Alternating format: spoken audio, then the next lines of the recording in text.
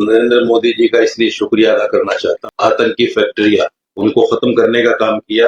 अगर जरूरत पड़ी तो पाकिस्तान के खिलाफ लड़ने को तैयार है। और दिल्ली में भी कांग्रेस की सरकार थी, कब्जा कर लिया। जिन्होंने भ्रष्टाचार के नाम पर उस संपत्ति को खूब लूटा, विपक्षी पार्टियां, कि ममता दीदी की सरकार होते हुए मुसलमान सड़कों पर निकले, मुसलमानों ने हिंसा की और मुसलमानों के खिलाफ ही केस लगे। तो विपक्षी पार्टियों ने मुसलमानों को उकसाने का काम किया। आज जो देश में मुसलमानों की हालत है, उसकी जिम्मेदार कांग्रेस है। मुस्लिम बच्चों को स्कॉलरशिप नहीं मिलती, कांग्रेस की सरकार ने करने नहीं दिया। असदुद्दीन अवैसी जैसे लोग मुसलमानों को उकसा रहे हैं कि हम विपक्षी पार्टियों के बहकावे में ना आए। तो ये सब मुसलमानों के फलाह बहबूद के लिए होगा। भारत सरकार और नरेंद्र मोदी जी का इसलिए शुक्रिया अदा करना चाहता हूं कि उन्होंने पहलगाम के जो आतंकी थे उन पर एक मजबूत हमला किया। उनके बहुत सारे हेडक्वार्टर्स जो पाकिस्तान में चलते थे, आतंकी फैक्ट्रियां, उनको खत्म करने का काम किया।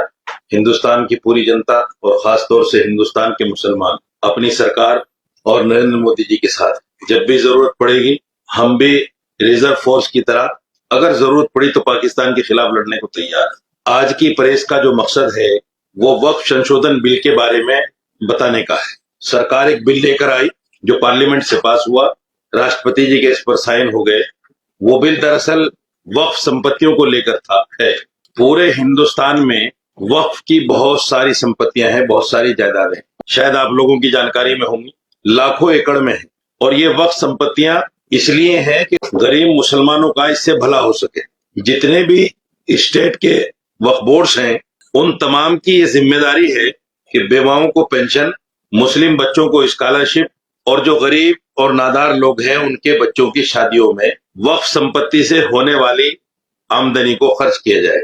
करीब 28-29 साल से वक्फ बोर्ड का इमाम भी हूं और वक्फ बोर्ड को देख रहा हूं। जिस मकसद से वाकिफ ने, वक्फ करने वाले ने उस प्रॉपर्टी को दिया था, पिछली सरकारों ने उसका इस्तेमाल सही नहीं किया। ये सच्चाई है।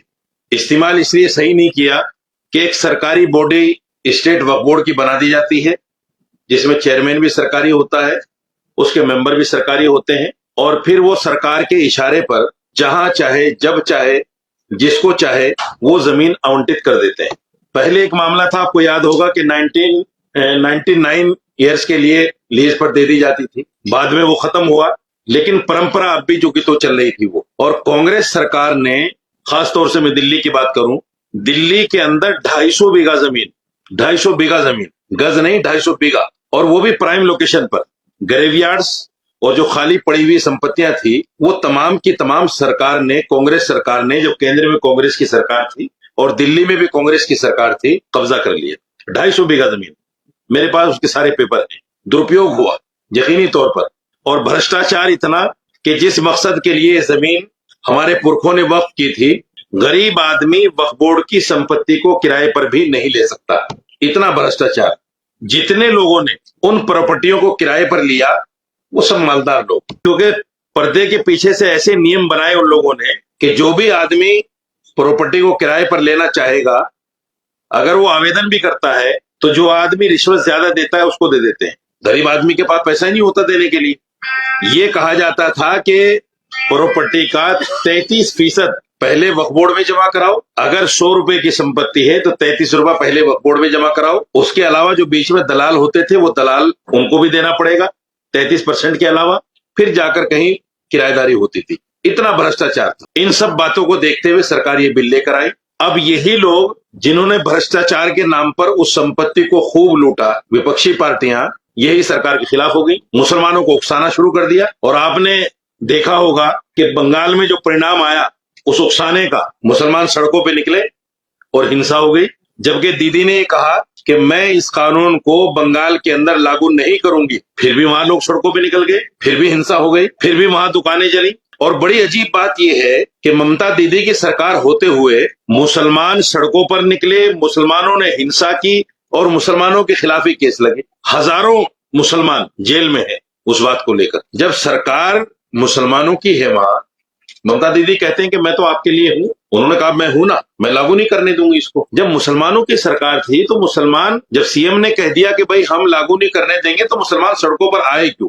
सबसे बड़ा सवाल तो ये है, मुसलमान वहां सड़कों पर आए क्यों? और अगर मुसलमान सड़कों पर आ भी गए तो उन पर लाठियां क्यों चली? उनके खिलाफ केस क्यों हुए? वो आज जेल में क्यों है? आप तो कहते हो कि मैं आपके लिए हूं। तो विपक्षी पार्टियों ने मुसलमानों को उकसाने का काम किया और मुसलमानों के जज्बात से खेला। कांग्रेस जो हमारी हितैषी है, मैंने बताया 250 बीघा जमीन, आज जो देश में मुसलमानों की हालत है उसकी जिम्मेदार कांग्रेस है। इसलिए जिम्मेदार है कि अगर कांग्रेस चाहती, 1954 में वक्फ बोर्ड बना, वक्फ कानून आया, उसके बाद में एक सर्वे टीम बनी, 1970 में एक गजट लाया गया और उस गजट में सारे देश की संपत्तियों को चिन्हित करके हर स्टेट में एक वक्फ बोर्ड बनाया गया और वो प्रॉपर्टियां वक्फ बोर्डों को दे दी गई। मेरा सवाल सबसे बड़ा यह है कांग्रेस से, अगर आप मुसलमानों की हितैषी थी तो आपको ये प्रॉपर्टियां मुसलमानों को देना चाहिए था। गुरुद्वारा प्रबंधक कमेटी की तरह जैसे आपने सिखों की जमीनें, सिखों के गुरुद्वारे सारे उनके हवाले कर दिए, तो ऐसे ही मुसलमानों को ये भी दे दिया जाता अगर कांग्रेस चाहती। लेकिन कांग्रेस ने नहीं चाहा और दिल्ली में एक वक्त ऐसा आया कि डीडीए ने जहां बोर्ड लगा दिया अपना, उस जगह को कोई छुड़ा नहीं सकता था। बड़ी बड़ी संपत्तियां हमारी ऐसी प्राइम लोकेशन की, आप अंदाजा कीजिए कि अगर उस 250 बीघा जमीन का आज सर्किल रेट के हिसाब से हम किराया सोचें, सर्किल रेट के हिसाब से, तो साल का कई हजार करोड़ रुपया होता है। लेकिन कांग्रेस ने उस वक्फ बोर्ड को ऐसा बना दिया, आप अफसोस करेंगे इस बात को सुनकर, दिल्ली में सिर्फ 250 इमाम हैं जिनको वक्फ बोर्ड सैलरी देता है। बेवाओं की पेंशन बंद हो गई, मुस्लिम बच्चों को स्कॉलरशिप नहीं मिलती, सब कुछ खत्म हो गया था कांग्रेस के जमाने में। और इमामों की सैलरी का भी ये आलम था कि 17-17 महीने, 15-15 महीने हमें सैलरी नहीं मिलती। इसलिए नहीं मिलती थी कि यही कांग्रेस 1995 में एक अमेंडमेंट लेकर आई, उसमें कहा गया वक्फ बोर्ड से कि आपके पास अब ये पावर है कि आप अपनी जो पुरानी प्रॉपर्टियां हैं उनकी नई किराएदारी कर लो, लेकिन करने नहीं दी गई। वक्फ बोर्ड ने जब भी चाहा कि हम अपनी प्रॉपर्टियों का नया किराया करें, नए सर्किल रेट के हिसाब से पैसा लें, कांग्रेस की सरकार ने करने नहीं दिया। और हाल ये था कि जब तक सरकार वक्फ बोर्ड को ग्रांट नहीं देती थी, इमामों को सैलरी नहीं मिलती थी। और सैलरी कितनी थी कांग्रेस के जमाने में?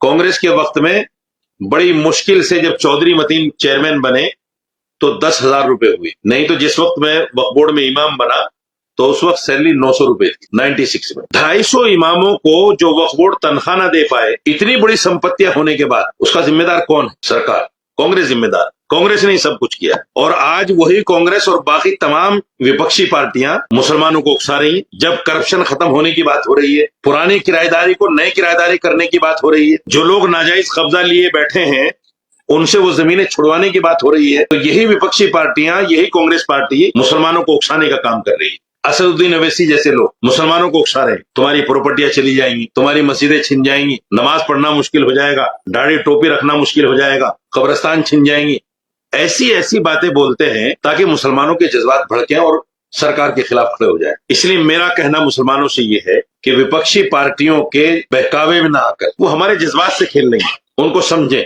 और ये जो बिल आया है पारदर्शिता करने के लिए, उन संपत्तियों को छुड़ाने के लिए, इनमें से बहुत सारे लोग हैं, कांग्रेस पार्टी के नेता, जमीयत उलमा के लोग, मुस्लिम पर्सनल लॉ बोर्ड के लोग, जो बड़ी बड़ी संपत्तियां लिए बैठे हैं। असदुद्दीन अवैसी, इसके पास बहुत बड़ी संपत्ति है वक्फ बोर्ड की, इनको डर है कि अगर जांच शुरू होगी तो वो संपत्ति वापस देनी पड़ेगी। इसलिए हम बिना किसी कानून, बिना किसी बिल को समझे बगैर हड़बड़ी में कोई काम ना करें, जज्बात में ना आए। सरकार से बात कर सकते हैं, अगर कोई शंका है, कोई बात है तो सरकार से बात हो सकती है, क्यों नहीं हो सकती? ऐसा तो नहीं कि सरकार ने मना कर दिया बिल्कुल कि हम किसी से बात नहीं करेंगे। इसलिए जज्बात में ना आए, परेशान ना हो और इन विपक्षी पार्टियों के बहकावे में ना आए। ये सबसे बड़ा उद्देश्य है मेरा कि हम विपक्षी पार्टियों के बहकावे में ना आए। जो तंजीमें हमें वर्गलाना चाहती हैं, सड़कों पर लाना चाहती हैं, उनके बहकावे में आकर हम सड़कों पर ना आए। क्योंकि जब जब सड़कों पर आएंगे फिर वही बंगाल जैसा सीन पैदा होगा, हिंसा होगी, दुकानें जलेंगी, आप नहीं करोगे,